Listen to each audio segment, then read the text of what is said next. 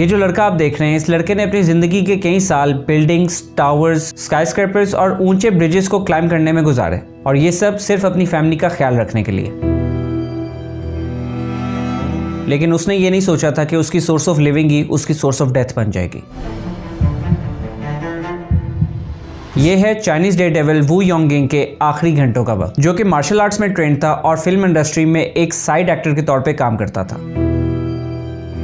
पर तब तक जब तक he found a dangerous way to earn a lot of money, जिसे रूफ टॉपिंग कहते हैं। उसके बाद उसने सोशल मीडिया पे अपना सफर शुरू किया और अपने इस पागलपन की वीडियोस पोस्ट की। उसने अपने सिग्नेचर मूव के साथ लाखों लोगों को अपना फैन बनाया और उनकी रिस्पेक्ट गेन की। वो जितना ज्यादा खतरा उठाता था उसको उतने ही ज्यादा व्यूज मिलते थे। वो अपने आप को पहला चाइनीज रूफ टॉपर कहता था। उसने अपनी तकरीबन 500 से ज्यादा वीडियो से हजारों डॉलर्स कमाए। लेकिन ये सब कुछ बदल गया जब एक कंपनी ने उसे 62 फ्लोर्स वाली बिल्डिंग को क्लाइंब करने के लिए $15,000 की ऑफर की। वो ने सोचा कि ये ऑफर तो बहुत परफेक्ट है, क्योंकि उसे उसकी माँ के इलाज के लिए पैसे चाहिए थे और कुछ पैसे वो अपनी शादी के लिए भी जोड़ना चाहता था। उसने तो उस लड़की को अपने स्टंट के अगले दिन प्रपोज करने का भी प्लान बनाया हुआ था। लेकिन यहाँ से आगे सैडली चीजें बहुत तेजी से चेंज होती हैं।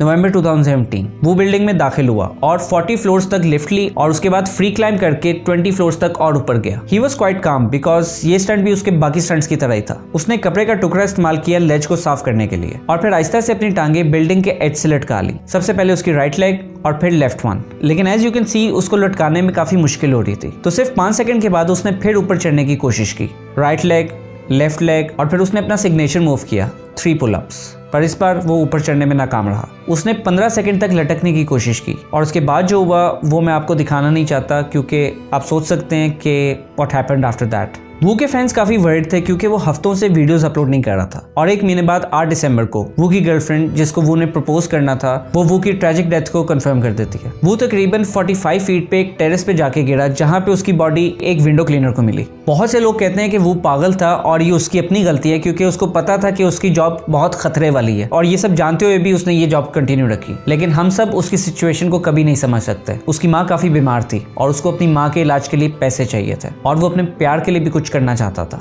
इससे दिखता है कि लोग अपने लव्ड वंस के लिए कुछ भी कर सकते हैं बिना कुछ सोचे समझे, चाहे इसके लिए उन्हें अपनी जान को भी खतरे में क्यों ना डालना पड़े। मे वू रेस्ट इन पीस।